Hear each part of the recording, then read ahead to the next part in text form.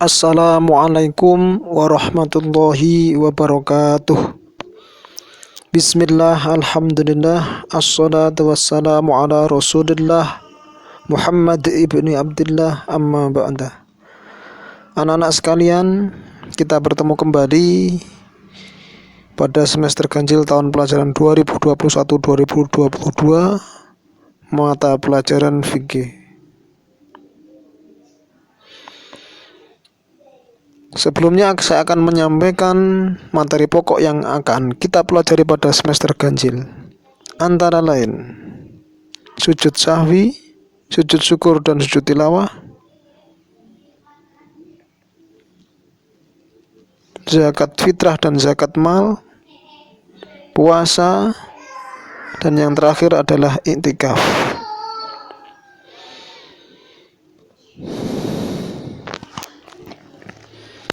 Bab yang pertama yang akan kita pelajari, materi pokok yang pertama adalah sujud sahwi.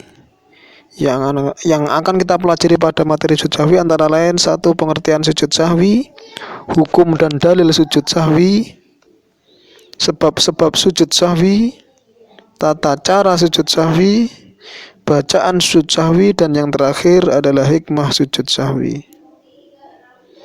Kompetensi dasar yang harus dikuasai pada bab 1 ada 4: KD1, KD2, KD3, dan KD4.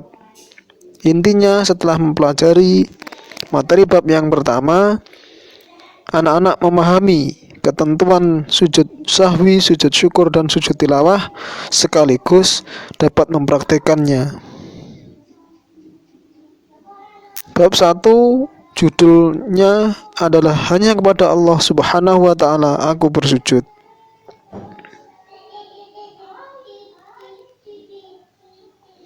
Ketentuan sujud sahwi. Subbab yang pertama, ketentuan sujud sahwi. Kedua, ketentuan sujud syukur. Ketiga, ketentuan sujud tilawah. Yang terakhir, persamaan dan perbedaan sujud sahwi, sujud syukur, dan sujud tilawah. Kita mulai dari subbab yang pertama, ketentuan sujud sahwi. Pengertian sujud sahwi. Secara bahasa, sujud sahwi berasal dari bahasa Arab yang artinya lalai atau lupa.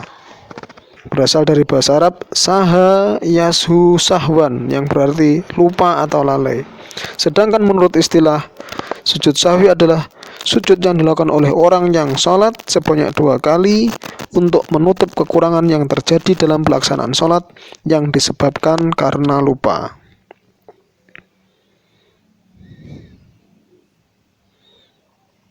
Hukum dan dalil sujud sahwi.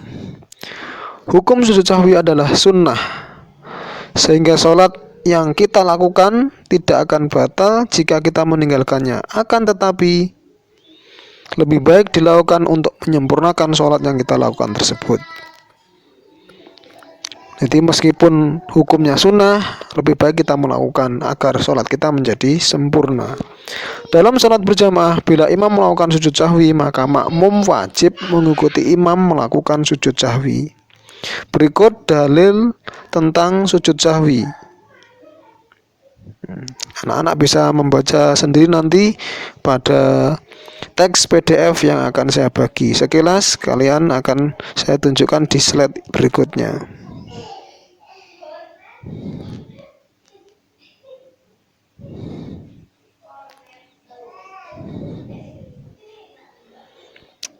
Berikutnya, sebab-sebab sujud sahwi. Sebab yang pertama, menambah rukun fi'li karena lupa.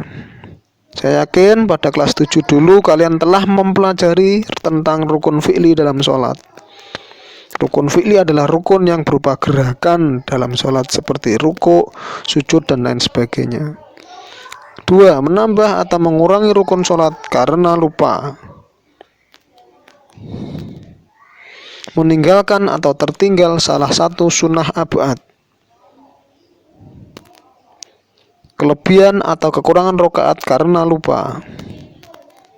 Yang terakhir, ragu tentang jumlah rakaat sholat. Itu sebab-sebab untuk melakukan sujud sahwi. Tata cara melaksanakan sujud sahwi ada dua. Yang pertama, sebelum salam. Ini tidak bisa kita lakukan jika kita menyadari kesalahan dalam sholat sebelum salam. Cara yang kedua, sesudah salam. Hal ini kita lakukan jika kita menyadari kesalahan dalam sholat setelah salam. Nanti akan lebih jelasnya, akan ada tayangan peragaan tata cara melaksanakan sujud sahwi baik sebelum salam maupun sesudah salam di akhir video ini. Bacaan sujud sahwi. Sebagian ulama berpendapat bahwa bacaan sujud sahwi sama dengan bacaan sujud biasa, yaitu subhana rabbiyal a'la wa bihamdih, atau bisa juga membaca bacaan sebagai berikut: subhana man la yanamu wa la yashu. Bisa dibaca sebanyak 3 kali.